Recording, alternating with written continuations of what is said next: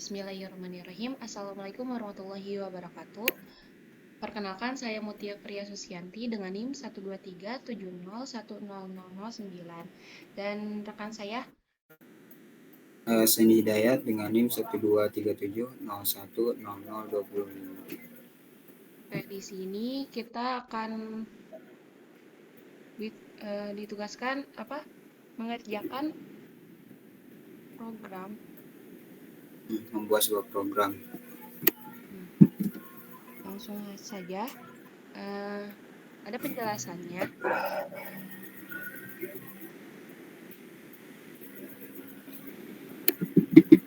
Penjelasannya itu tentang fitur-fitur yang tersedia di dalam program. Sistem kita ngambil program itu sistem manajemen tugas yang dibuat serta dengan alasan di balik pengembangan program ini ada fitur-fitur yang tersedia.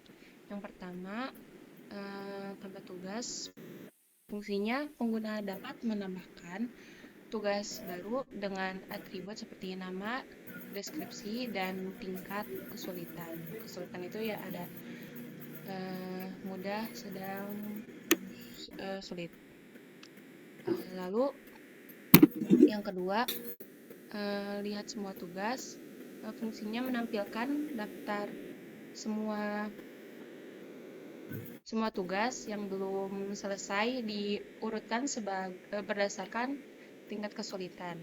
Lalu yang ketiga, selesaikan tugas. Fungsinya menandai tugas sebagai selesai berdasarkan ID tugas yang diberikan oleh pengguna. Tugas yang diselesaikan akan dipindahkan ke daftar tugas selesai di stack.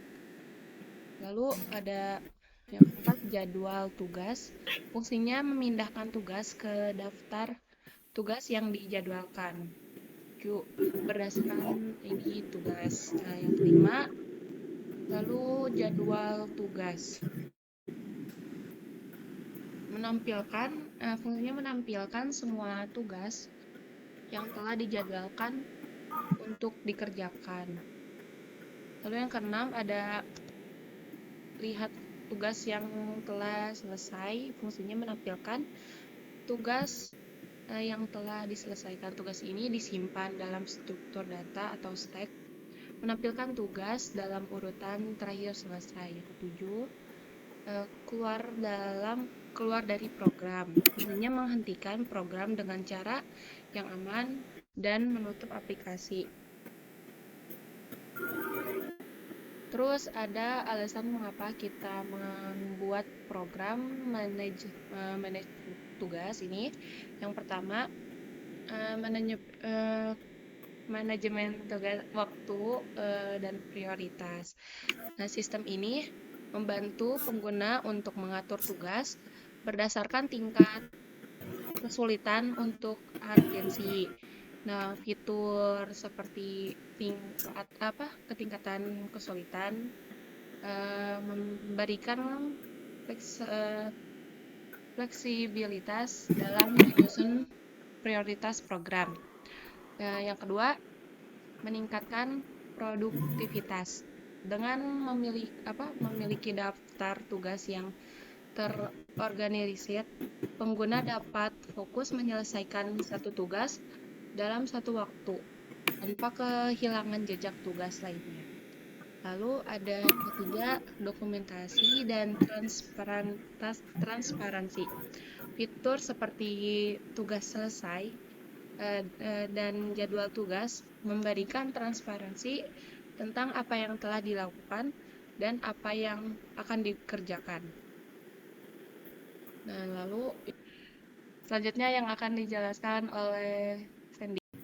Struktur data yang kami gunakan itu di program kami yaitu yang pertama adalah linked list, yang kedua adalah stack, yang ketiga adalah queue, dan yang keempat adalah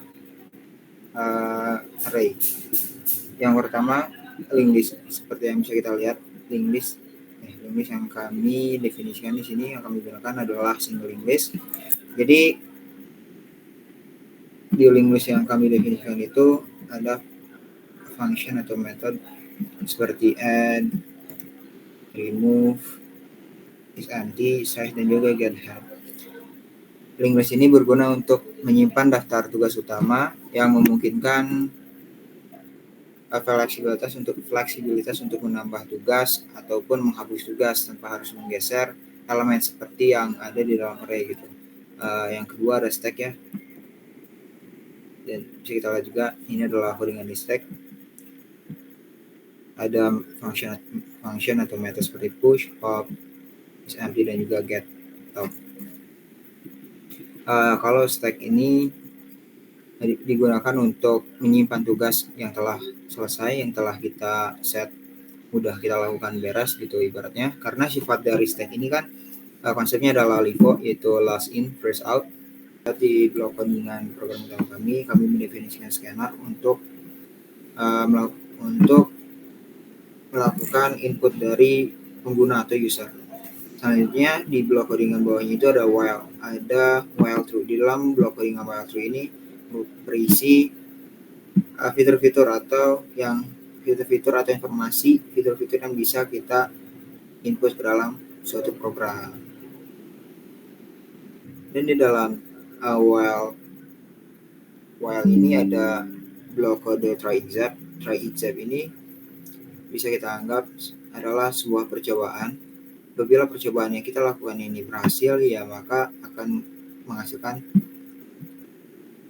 melakukan program yang kita telah definisikan. Dan apabila percobaan itu gagal, maka akan memberikan suatu error. Error di sini bukanlah error yang menyebabkan program kita itu istilahnya itu force close atau keluar, tapi error seperti message agar kita error di sini tuh seperti memberikan informasi bahwa kalian itu salah dan kalian bisa mengulang inputan itu kembali. Saya ambil contoh, kita misalkan pilih opsi di sini adalah kita masukkan string ya, dan ini akan menghasilkan 0 karena tidak sesuai dengan yang kita harapkan. Karena bisa kita lihat di atas itu choice di sini adalah next in, artinya input yang harus kita inputkan itu adalah bilangan integer bukan bilangan string. Apabila kita menginputkan bilangan string apabila kita menginputkan string, maka output yang akan kita dapatkan adalah output ini, yaitu error dan message yang kita dapatkan adalah 0. Selanjutnya saya akan mencoba menjalankan program yang telah kami buat. Bisa kita lihat di terminal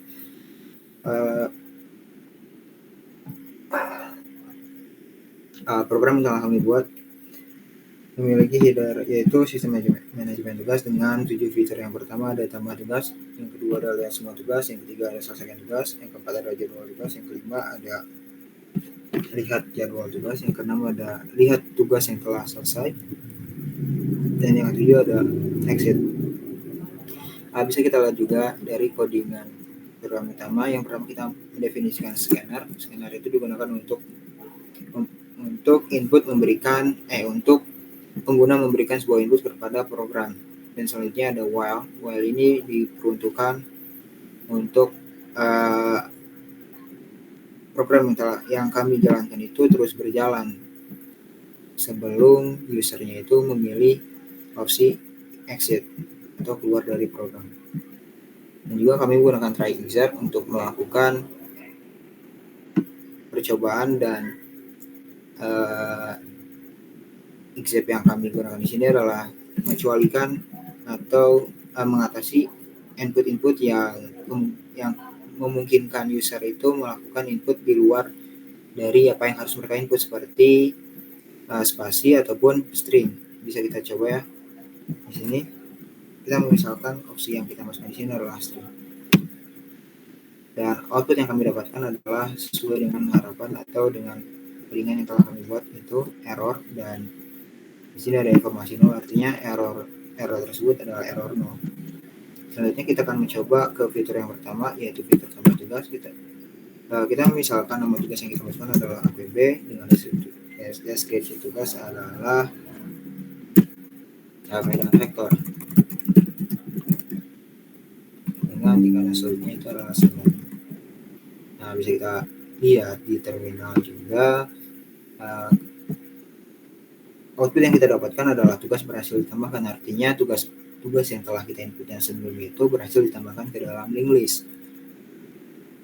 Bisa kita misalkan kita ingin melihat tugas yang telah kita tambahkan, kita bisa memilih fitur yang kedua, yaitu lihat semua tugas. Nah, bisa kita lihat di fitur yang kedua ini ada informasi tentang seluruh tugas, mulai dari tingkatan yang paling teratas yaitu sulit, sedang, dan mudah. Jadi karena sebelumnya saya hanya memberikan input ke tingkatan yang sedang, maka hanya tingkatan sedang saja yang ada memiliki data gitu.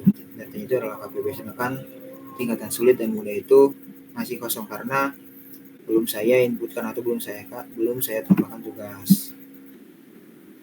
Kita misalkan tambahkan tugas lagi ya. Nah, tugasnya adalah GOD.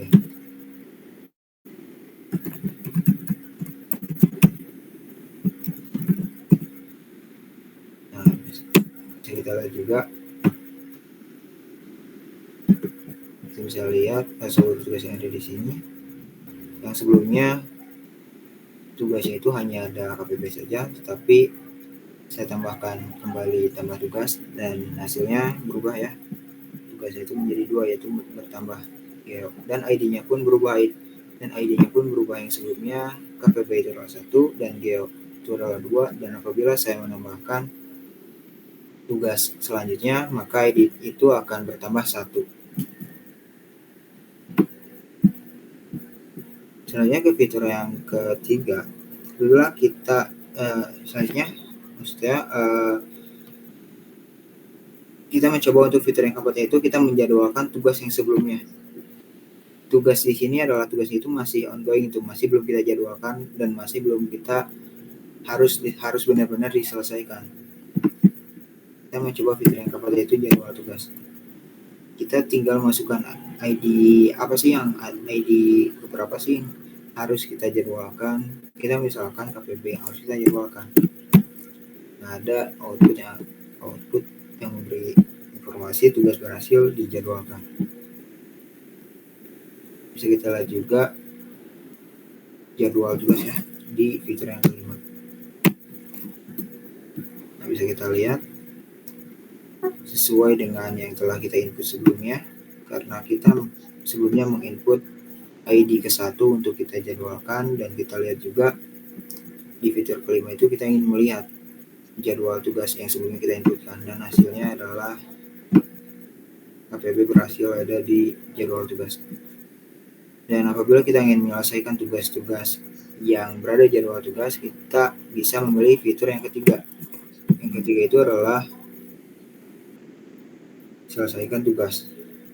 Kita tinggal memberikan input ID tugas berapa sih yang harus kita selesaikan atau yang mau kita selesaikan. Kita misalkan tugas yang ingin kita selesaikan itu adalah 1, dan ada output yang memberi informasi kepada kita, yaitu tugas berhasil diselesaikan dan dipindahkan kepada history. History di sini itu berada di fitur yang ke-6. Bisa kita lihat ke-6. Nah, fitur ke-6 ini memberi informasi tugas-tugas yang telah kita selesaikan. Bisa kita lihat tugas yang pertama yaitu KPB atau ID yang pertama KPB dengan deskripsi dan vektor, dan yang menjadi indikasi tugas itu telah selesai atau belum itu bisa kita lihat di selesai sini. Kalau bisa kita lihat sebelumnya, kalau tugasnya belum selesai, ya selesai di sini adalah false, bisa kita lihat ya. Dan kalau tugasnya sudah selesai di sini akan berubah menjadi true, artinya kalau true itu tugasnya sudah selesai, dan kalau false itu tugasnya belum selesai. Dan bisa kita lihat juga ke semua tugas. Nah, apabila tugas yang telah kita lakukan selesai, maka tugas tersebut akan hilang atau akan berpindah ke fitur yang ke-6 atau numpuk di history ya, bisa kita sebut sebagai seperti itu. Dan apabila kita sudah cukup memakai program sistem manajemen tugas ini, kita bisa keluar dari program ini dengan memilih fitur yang ke-7, yaitu fitur exit. Nah, lalu ada informasi keluar, artinya kita berhasil keluar dari program sistem manajemen tugas. Mungkin cukup sekian program yang kami buat. Mohon maaf apabila banyak kekurangan. Kami menyadari bahwa program IPA yang kami buat ini memiliki banyak kekurangan. Kami akan melakukan perbaikan lagi terhadap program yang telah kami buat. Cukup sekian dari saya dan dari kelompok saya. Wassalamualaikum warahmatullahi wabarakatuh.